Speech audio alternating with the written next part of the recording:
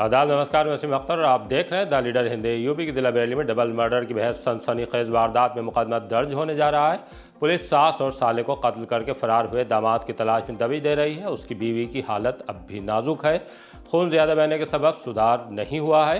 Doctor बचाने की कोशिश में लगे हैं। एसएसपी ने इस मामले में पुलिस की लापरवाही को सामने रखकर जांच शुरू करा दी है। मां बेटे को कल पोस्टमार्टम के बाद सुपुर्द खाक किया जाएगा।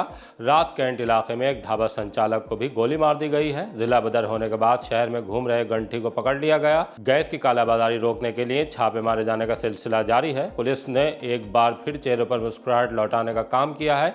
80 लाख के 397 मोबाइल बरामद कर लिए हैं। बीडीए किसानों से 1498 करोड़ की जमीन खरीदेगा, इस पर मुहर लग गई है। बस अड्डे पर खड़ी बस में आग लगने की वारदात हुई है। कंडक्टर झुलस गया है। बड़ी वारदात टल गई है। रमजान की 27वीं शब पर ज्यादातर मस्जिदों में कलाम पाक मुकम्मल कर लिया गया। मस्जिदों को रंग बिरंगी लाइटों से सजाया गया है। रात तक इबादत का सिलसिला चल रहा है। खबरें और भी हैं, सभी से आइए आपको रूबरू कराते हैं। सास और साले का मर्डर, बीवी की हालत अब भी नाजुक। थाना इज्जत नगर के रायपुरा चौधरी में दिल दहला देने वाली वारदात का अब आपको अपडेट बताते हैं। वारदात की जानकारी हम आपको पहले दे चुके हैं। पुलिस डबल मर्डर करके फरार होने वाले अफसर का पीछा कर रही है। वो जिसने की चाकू बरसाकर सास आसमा 54 साल और साले आदिल 20 साल को कत्ल कर दिया, जबकि उसकी बीवी साइमा कुछ लोग हॉस्पिटल में मौत से जंग लड़ रही है। डॉक्टर उसे बचाने की पूरी कोशिश कर रहे हैं। चूंकि चाकू से हमला करने में काफी खून निकल चुका है, रात में उसे ब्लड चढ़ाया गया है। पंचायत के दौरान जिनके घर पर बहुत बड़ी वारदात हुई है, उन राशिद खान की तरफ से अफसर के खिलाफ मुकदमा दर्ज कराने के लिए तहरीर दे दी गई है। अफसर अभी तक पुलिस के हाथ नहीं आ सका है, लेकिन उसके अपराधों का कच्चा चिट्ठा पुलिस तक पहुंच चुका है।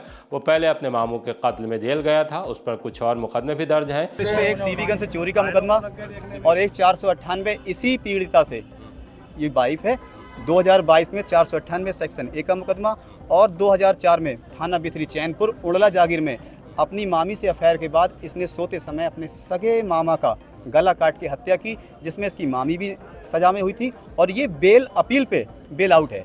इन सब के बावजूद ऐसे शख्स के साथ बेटी की शादी को लेकर भी लोग सवाल उठा रहे हैं। हमने भी ये सवाल रायपुरा चौधरी में वारदात के चश्मदीद से किया था, तो उनका कहना है कि अफसर ने अपने सगे चचा पर दबाव बनाकर चचेरी बहन से शादी की थी। तो ये शादी के बाद के ये शादी से ये 2004 का मामला है। 2015-16 पे आ गया ये दबंगई से दबाव बना के अपने चाचा के ऊपर अपनी सगी चचेरी बहन। खैर, अब जो होना था वो हो चुका, लेकिन अफसर ने जिस बेरहमी के साथ वारदात को रमजान में अंजाम दिया, रोजे की हालत में सास और साले का कत्ल किया, उससे सुनने वाले भी गुस्सा हैं। मौके पर एडीजी रमित शर्मा भी पहुंचे थे। वो पुलिस अफसरों से कड़ी कार्रवाई के लिए कह आए हैं। एसएसपी अनुराग आर्य ने वारदात की जानकारी देते हुए साफ कर दिया था कि आरोपी पर शिकंजा पूरी तरह से कसेगा। उन्होंने इस मामले में डायल 112 और इज्जत नगर थाना पुलिस की भूमिका को लेकर भी जाँच शुरू करा दी है। आज थाना इज्जत नगर अंतर्गत रायपुरा चौधरी गाँव में सूचना मिली थी कि एक व्यक्ति के द्वारा अपनी सास और अपने साले को चाकू मार के घायल कर दिया गया, जिनकी मृत्यु हो गई है। दोनों की पत्नी को भी चाकू मारा गया, जो भी उपचाराधीन है। मौके पे पुलिस पहुंची है। यहाँ पे मैं मौजूद हूँ, एसपी सिटी सीओ मौजूद है और उसके साथ साथ फील्ड यूनिट की टीम मौजूद है। परिवार वालों से बातचीत की गई है। जो घटनास्थल है वहाँ पे बातचीत की मैंने, तो इन्होंने बताया है कि इनका पति पत्नी का विवाद था दोनों का। जो आरोपी है अफसर और इसकी पत्नी साइमा, ये एक ही परिवार के हैं। इनका आपस में विवाद था, जिसके समाधान के लिए जो राशिद हैं यहाँ पे, उनके घर पे आज बुलाया गया था। घर के और भी कई लोग यहाँ पे मौजूद थे। उसी दौरान इनकी आपस में कहासुनी हुई और कहासुनी के बाद अफसर जो आरोपी है उसके द्वारा चाकू से इनके ऊपर वार किया गया, जिसमें 2 लोगों की मृत्यु हुई है। जो इनकी पत्नी है वो भी उपचाराधीन है। हम लोग इंश्योर करेंगे कि अच्छे से अच्छा उपचार उनको प्रोवाइड किया जाए ताकि वो ठीक हो जाए। सीसीटीवी फुटेज यहाँ पे सीसीटीवी कैमरा एक लगा हुआ है, जो घटनास्थल है घर के अंदर का है, वहाँ पे सीसीटीवी लगा हुआ है। उसका डीवीआर हम लोगों ने कब्जे में लिया है। उससे पूरा घटनाक्रम और क्लियर हो जाएगा। जो भी परिवार वालों द्वारा तहरीर दी जाएगी उसके आधार पर हम लोग एफआईआर दर्ज करेंगे और कठोर कार्रवाई इंश्योर करेंगे। सर, पंचायत के वक्त कितने लोग मौजूद थे यहाँ पर? सर, कुछ पता है? जो ससुराल पक्ष है आरोपी का, उनकी तरफ से तीन लोग मौजूद थे और आरोपी जो है वो खुद मौजूद था, कि पत्नी भी यहाँ पे मौजूद थी। जो राशिद है जिनके यहाँ पे पंचायत हो रही थी वो मौजूद थे, उनका परिवार मौजूद था। और भी राशिद के और आसपास के 2-3 लोग थे जो इस प्रयास में थे कि इनको समझा बुझा के इनका आपस में समाधान करा दिया जाए, वो लोग मौजूद थे। ये भी परिवार वालों ने बताया कि 2 बार इससे पहले राशिद के द्वारा इनका समाधान कराया गया था आपस में बातचीत करा के, और उसी कारण से इनके घर पे आज ये प्रयास किया जा रहा है। सर बताया जा रहा है कल 112 पे शिकायत हुई थी, पुलिस भी आई थी। थाने भी शिकायत करके ये आए इन्होंने हैं। बताया कि 112 पे कल सूचना दी गई थी, जिसमें इनके द्वारा कहा गया था, इनकी पत्नी के द्वारा, कि मेरा सामान मैं निकालना चाहती हूँ। पुलिस के द्वारा ताला खुलवा के उनका सामान उनको वापस करा दिया गया था। 112 पे जो फर्स्ट रिस्पॉन्डर यहाँ के थे उनको भी बुलाया गया, उनसे भी हम लोग डिटेल में बातचीत करेंगे। पूरा क्या सूचना 112 पे आई थी और क्या उसका समाधान कराया गया था, इसको भी चेक करेंगे। आरोपी सर फरार है। हाँ, अभी आरोपी फरार है। हम लोग जल्दी ही गिरफ्तारी इंश्योर करेंगे और बहुत कठोर कार्रवाई सुनिश्चित। रायपुरा के लोगों का कहना था कि अफसर के खिलाफ साइमा ने थाने में एक दिन पहले ही शिकायत दर्ज कराई थी कि उसके शौहर ने पूरे घर को मारने की धमकी दी है। 24 घंटे से पहले मृतक और मृतक की बेटी ने ये बयां किया है कि मेरा पति साफ साफ कह रहा है कि मैं एक कत्ल 2004 में कर चुका हूं, दूसरा 13 करूंगा। और उसके बाद भी साहब कल 5 बजे से कोई भी वेरिफिकेशन के लिए या जांच पड़ताल के लिए कोई भी पुलिस इतने नज़दीक होने के बावजूद भी पीड़ित के पास नहीं पहुंची। अगर पहुंची होती तो शायद इन लोगों की जान बच सकती थी साहब। इस मामले की जांच एसपी ट्रैफिक मोहम्मद अकमल खान को सौंपी गई है। एसएसपी ने कहा है कि जांच में लापरवाही सामने आने पर कठोर विभागीय कार्रवाई होगी। फिलहाल मां और बेटे की लाश पोस्टमार्टम हाउस में है। कल पोस्टमार्टम हो जाने पर दोनों को सुपुर्द खाक किया जाएगा। कैंट में रात ढाबा संचालक को मार दी गई गोली। रात के वक्त कैंट इलाके में ढाबा संचालक सौरभ सिंह को गोली मार दी गई, तब जबकि वो ढाबे से रात 8:30 बजे के करीब अपने घर जा रहे थे। कुछ लोग उन्हें गोली मारने के बाद फरार हो गए हैं। गोली उनके हाथ में लगी है। हमलावरों के फरार होने के बाद वो लाल फाटक पुलिस चौकी पहुंचे। घटना के बारे में पुलिस को जानकारी दी। पुलिस ने उपचार के लिए उन्हें जिला अस्पताल भेजने के बाद गोली मारने वालों की तलाश शुरू कर दी है। पुलिस का कहना है कि तहरीर मिलने के बाद मुकदमा दर्ज किया जाएगा। शहर में घूमते मिले जिला बदर को किया गिरफ्तार। थाना बारादरी पुलिस ने मोहल्ला ईंट पजाया में रहने वाले वसीम उर्फ घंटी को जिला बदर होने के बाद पीलीभीत की सीमा पर ले जाकर छोड़ दिया था। वो अब भरतौल रोड पर घूमते हुए दिखाई दे गया। गश्त के दौरान पुलिस ने उसे दबोच लिया। इंस्पेक्टर धनंजय पांडे ने बताया कि तलाशी लेने पर उससे 12 बोर का तमंचा और एक कारतूस मिला है। उसके खिलाफ मुकदमा लिखकर कोर्ट में पेश कर दिया गया। उसने पूछताछ में बताया कि वो परिवार से मिलने के लिए बरेली आया था। पकड़ लिया गया। 4 एजेंसियों पर छापे, चेक किया सिलेंडर का स्टॉक। डीएसओ मनीष कुमार सिंह की अगुवाई वाली टीम ने गैस की कालाबाजारी को लेकर मिल रही शिकायतों के बीच 4 गैस एजेंसियों पर अचानक पहुंचने के बाद चेकिंग की। Messrs Gaurav Sainani Indian gas Semi Kheda Baheri, messrs Baheri gas service Shergarh road, messrs Pitambara Indian Baheri और अग्नि इंडियन गैस राजेंद्र नगर का ऑनलाइन स्टेटस लेने के बाद गोदाम में जाकर सिलेंडर का मिलान किया। गैस एजेंसियों के मैनेजरों को निर्देशित किया कि बुकिंग के बाद गैस समय पर उपभोक्ताओं के घरों पर पहुंचना सुनिश्चित करें। ओवर रेटिंग संबंधी शिकायत पर कड़ी कार्रवाई की चेतावनी भी दी है। डीएसओ ने बताया कि चेकिंग में कोई अनियमितता नहीं पाई गई। छापा मारकर शीशगढ़ में पकड़े गए 22 सिलेंडर। गैस की किल्लत के शोर में पूर्ति विभाग ने शीशगढ़ के जाफरपुर में छापा मारकर एक दुकान में 22 सिलेंडर बरामद किए हैं।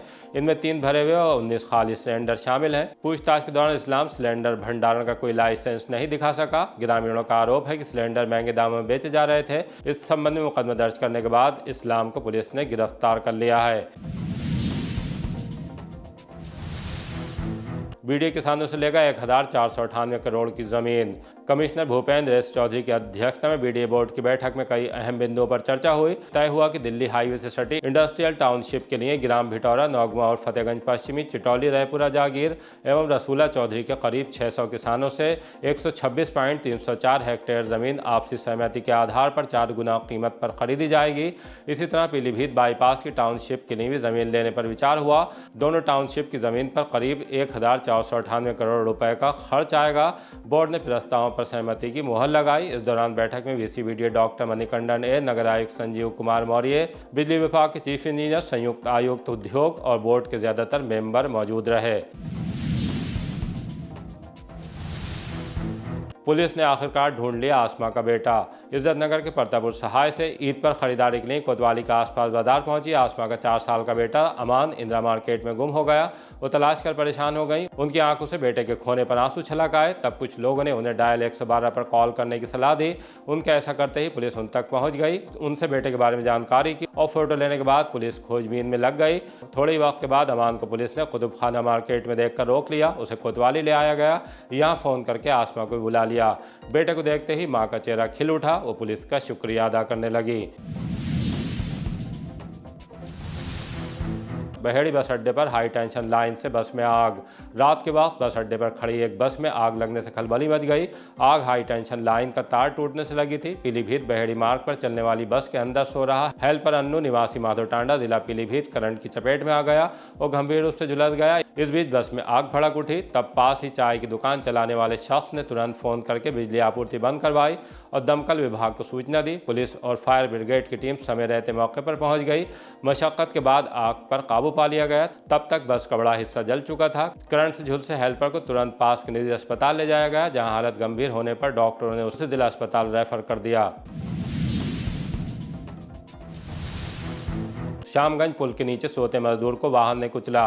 बारादरी थाने के इलाके श्यामगंज पुल के नीचे चारपाई पर सो रहे मजदूर को तड़के 5 बजे एक तेज रफ्तार वाहन कुचलने के बाद फरार हो गया। मजदूर की मौके पर ही मौत हो गई। उनकी पहचान रूप सिंह 35 साल निवासी बिजनौर में थाना सीहोर के गांव गुंडा निवासी के रूप में हुई है। पोस्टमार्टम हाउस पर मृतक के भाई सुरेंद्र ने बताया कि सीवर लाइन का काम करने के बाद रूप सिंह वहीं किनारे पर चारपाई बिछाने के बाद सो गए थे। पुलिस उन्हें रौंदने वाले वाहन और उसके चालक को तलाश कर रही है। सीसीटीवी चेक किए जा रहे हैं। कीर्तिका नर्सिंग कॉलेज की छात्राएं पहुंची कलेक्ट्रेट। कीर्तिका नर्सिंग कॉलेज की छात्राएं अपनी गंभीर समस्या और एक बड़ी मांग लेकर कलेक्ट्रेट पहुंची। डीएम से मुलाकात की। बताया कि छात्राओं को प्रैक्टिकल में जानबूझकर फेल कर दिया गया है। प्रधानाचार्य पर आरोप लगाया कि करियर बर्बाद करने पर तुली हैं। कॉलेज प्रबंधक से भी उनकी शिकायत की, लेकिन फिर भी सुनवाई नहीं हुई। आइए आपको छात्राओं से रूबरू कराते हैं। मेरा नाम शिखा वर्मा है सर। हम लोग अपने स्टूडेंट सब लोग यहाँ पे आए हैं अपनी प्रॉब्लम लेके। ये कि हमारे कॉलेज की जो प्रिंसिपल है बच्चों को प्रैक्टिकल में फेल कर रही है, धमकी दे रही है। पहले ही धमकी दे दी थी कि फेल कर देंगे, क्योंकि हम लोगों ने प्रोटेस्ट किया था उनको निकालने के लिए। कॉलेज का एक बच्चा हो जिसे प्रॉब्लम हो ऐसा नहीं है, सारे बच्चों को प्रॉब्लम है। प्रोटेस्ट करने की वजह से उन लोगों ने 12 बच्चों में से 7 बच्चों को फेल कर दिया है। कौन सा कॉलेज है? ये कृतिका नर्सिंग कॉलेज है, टोल प्लाजा के पास में, पीलीभीत रोड पे। ऐसे कितने छात्र जिनको फेल किया समस्या का? 12 बच्चों का बैच था, 12 में से 7 बच्चों को फेल कर दिया सर। बचे ही कितने? और प्रैक्टिकल में बच्चा फेल होकर किधर जाएगा सर? आज आप डीएम साहब से मिले, क्या आश्वासन? डीएम सर ने बोला है 1-2 दिन में कार्यवाही करवाने के लिए, क्योंकि हम लोग पिछले 1 साल से कोशिश कर रहे हैं प्रिंसिपल को निकलवाने की, लेकिन प्रिंसिपल को निकालने का कोई नाम ही नहीं ले रहा है वहां से, जबकि बच्चों का पूरा कैरियर दांव पे लग गया है। फिर भी कोई नहीं सुन रहा है ये चीज। आखिरकार खुल गया जादवपुर का स्कूल, बच्चे खुश। नवाबगंज क्षेत्र के ग्राम जादवपुर का प्राथमिक विद्यालय लंबे संघर्ष के बाद आखिरकार खुल गया। बच्चों के साथ ग्रामीणों में उत्साह देखने को मिला। बच्चों से मिलने के लिए पैनी नगर सामाजिक संस्था की अध्यक्ष एवं आम आदमी पार्टी के रुहेलखंड प्रांत उपाध्यक्ष एडवोकेट सुनीता गंगवार भी विद्यालय पहुंची। उन्होंने कहा कि दुर्भाग्यपूर्ण है कि एक स्कूल को खुलवाने के लिए ग्रामीणों को लंबा संघर्ष करना पड़ता है। नवाबगंज क्षेत्र में अभी भी कई स्कूल बंद पड़े हैं, जिनको खुलवाने के लिए ग्रामीण लगातार शिक्षा विभाग के चक्कर लगा रहे हैं। प्रशासन और शिक्षा विभाग को ऐसे स्कूलों को जल्द से जल्द खोल देना चाहिए, अन्यथा उनके लिए भी आंदोलन को मजबूर होना पड़ेगा। मैं इस समय ग्राम जादवपुर में आई हुई हूँ। जो ये स्कूल लगभग जुलाई से ये बंद था, 2025 जुलाई से ये बंद था और 2026 आ गई। इसके लिए मुझे लंबा संघर्ष करना पड़ा। 3 महीने के संघर्ष के बाद जो है ये स्कूल खुला है आज बच्चों का। इसके लिए मुझे खंड शिक्षा अधिकारी के कार्यालय के सामने धरना तक देना पड़ा। इन बच्चों को ले जाकर वहाँ क्लास लगानी पड़ी। कहने का मतलब है कि बच्चों के शिक्षा के मौलिक अधिकार पर इस तरह से अगर सरकारी सिस्टम कुंडली मार कर बैठेगा और यहाँ के नेता बैठेंगे तो क्या स्कूलों को खुलवाने के लिए ऐसे ही लंबे संघर्ष करने पड़ेंगे और धरने प्रदर्शन बच्चों को ले जाकर करने पड़ेंगे। ये बड़े शर्म का विषय है और इस पर सबको सोचना चाहिए। सरकार को सोचना चाहिए, नेताओं को सोचना चाहिए और अधिकारियों को सोचना चाहिए। आज इन बच्चों के चेहरे पर एक मुस्कान है। इनके भविष्य पर जो ताला लगाया जा रहा था, एक प्रश्न चिन्ह लगाया जा रहा था, आज उस प्रश्न का जवाब मिला है। ये स्कूल खुलकर जवाब मिला है और ये बच्चे अपने सपने को पूरा करेंगे। इनके मन में वे है कि हम भी पढ़ लिख कर कुछ बनेंगे। कोई इंजीनियर, कोई डॉक्टर बनना चाहता है। चोरी की बाइक और मोबाइल के साथ गिरफ्तार। थाना भोजीपुरा पुलिस ने एक युवक को चोरी की बाइक और मोबाइल फोन के साथ गिरफ्तार कर लिया। चोरी के संबंध में असलम कुरैशी निवासी डोरिया पचदौरा ने शिकायत दर्ज कराई थी कि उनकी मोटरसाइकिल और स्मार्टफोन चोरी हो गए हैं। पुलिस ने जांच शुरू कर दी। मुखबिर की सूचना पर पुलिस ने आरोपी विक्की पुत्र हरप्रसाद निवासी टोडरपुर थाना नियोरिया जिला पीलीभीत को भुजिया नहर की पटरी से गिरफ्तार कर लिया। उसके कब्जे से चोरी की मोटरसाइकिल और एक सैमसंग A13 मोबाइल फोन बरामद कर लिया है। पूछताछ में उसने बताया कि बाइक और मोबाइल भोजीपुरा इलाके से चोरी किए थे और उन्हें बेचने की फिराक में था। ईद से पहले लौटाए 80 लाख के 397 मोबाइल। पुलिस ने गुम हुए मोबाइल फ़ोन की बरामदगी के लिए विशेष अभियान के तहत बड़ी सफलता हासिल करते हुए 397 मोबाइल उनके वास्तविक स्वामियों को सौंप दिए। बरामद मोबाइल फ़ोन की कीमत करीब 80 लाख रुपए बताई गई है। रिजर्व पुलिस लाइन से स्थित रविंद्रालय में आयोजित कार्यक्रम में एसपी ट्रैफिक मोहम्मद अकमल खान ने मोबाइल फ़ोन उनके स्वामियों को सौंपे। अपने खोए हुए मोबाइल पाकर लोगों के चेहरों पर खुशी साफ दिखाई दी। उन्होंने इसके लिए पुलिस की सराहना की। मेरा नाम मोहम्मद उबैद खान, मैं थाना सेगड़ में जा रहा था, सेगड़ की तरफ दरोगा जी के पास तक काम था थोड़ा, और मोबाइल जेब से गिर गया था और मिलने में मुझे आज फोन मिल गया। कितने दिन पहले गिरा था ये? करीब 10 फरवरी की बात है ये। अच्छा, फोन मिल गया, क्या कहेंगे बरेली पुलिस के लिए? बहुत बहुत पुलिस का आभारी हूँ मैं कि उन्होंने बहुत मेहनत के साथ मेरा मोबाइल दिलवा दिया। ये कहाँ से फोन खो गया था आपका? कौन ही पड़ता आपको? कितने दिन पहले खोया था? इसको हो गए लगभग 2.5 महीना हो गया। और उम्मीद थी मिल जाएगा फोन? बिल्कुल लगती उम्मीद तो ही हमें जाएगी। क्या कहोगे बरेली पुलिस के लिए? बहुत बहुत धन्यवाद, उनको शाबाशी दे रहे हैं। इस उत्कृष्ट कार्य के लिए पुलिस कर्मियों को एसएसपी प्रशस्ति पत्र देकर सम्मानित करेंगे। पुलिस जनवरी 2025 से अब तक जिले में कुल 4045 मोबाइल बरामद कर चुकी है, जिनकी कीमत करीब 8 करोड़ रुपए है। देखिए, जैसा कि शासन का आदेश भी है और जनोन्मुखी पुलिसिंग करते हुए जनपदीय पुलिस बरेली के द्वारा CIR पोर्टल के माध्यम से माह फरवरी 2026 में 397 मोबाइल फोन्स की बरामदगी की गई है और इनकी जो अनुमानित कीमत है वो लगभग 80 लाख रुपए बताई जाती है। तो इसको आज हम लोगों ने यहाँ पर बरामद किया है और जो इनके स्वामी हैं उनको हम इन मोबाइल फोन्स को हैंड ओवर कर रहे हैं आज। लोगों को और क्या एहतियात बरतने चाहिए? जैसे उनका फोन गुम होता है तो उनको सबसे पहले क्या करना चाहिए? देखिए, जब भी फोन गुम होता है तो सबसे पहले एक तो सिम अपना बंद करवाना चाहिए। दूसरी बात, आप आज के टाइम में GPS ऑन करने का भी सिस्टम है, फोन में GPS ऑन करके रखें ताकि अगर आपका फोन कोई ले जाता है और ओपन करता है तो आपको उसकी लोकेशन भी पता चल सकती है। इसके अलावा जो है CIR पोर्टल है, इस CIR पोर्टल पे आप लॉगिन करके जा करके अपने मोबाइल की गुमशुदगी के बारे में जानकारी दे सकते हैं तत्काल।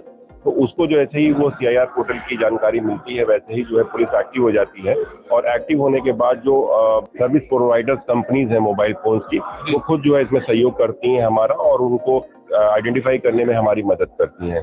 तो ये एक साझा प्रयास है शासन का और जो सर्विस प्रोवाइडर कंपनीज हैं उनका, जिसके जरिए पुलिस जो है लाभान्वित होती है और जो जितने भी लोग हैं उनको हम लोग जो है उनके मोबाइल फोन्स को वापस कर पाते हैं। रमज़ान की 27वीं शब पर कलाम पाक मुकम्मल। माह मुबारक में 26वें रोज़े और 27वीं शब पर ज़्यादातर मस्जिदों में कलाम पाक मुकम्मल कर लिया गया। कुछ मस्जिदों की इंतज़ामिया कमेटी की तरफ से इस मौके पर रोज़ा इफ्तार का आयोजन भी कराया गया। मलूकपुर की मस्जिद मुफ्ती आजम हिंद में शाम के वक्त रोज़ेदारों की भीड़ दिखाई दी। सजा अली, हकीम ज़ियाउर रहमान, ताज खान, अनीसुर रहमान, अतहर अली, बिलाल खान, रोज़ वारसी, रेहान बबलू सकलैनी, आजम अली खान, फैजी खान, आज़ाद खान, दानियाल खान, समीर शान, वारिस वगैरह ने रोज़ेदारों का इस्तकबाल किया।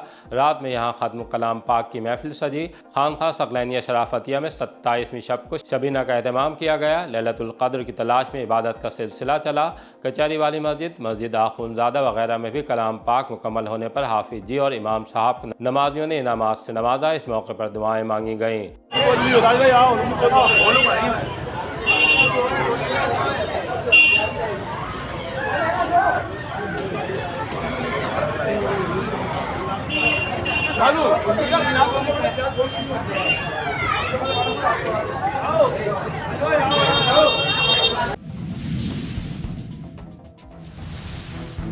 इसी तरह की ताज़ा अपडेट जानने के लिए देखते रहिए द लीडर हिंदी। विदा लेने से पहले हमारी आपसे गुजारिश है कि हमारी रिपोर्टिंग पसंद आ रही है तो खबरों को शेयर कीजिए और हमारे चैनल को सब्सक्राइब करके हमारा हौसला ज़रूर बढ़ाइए।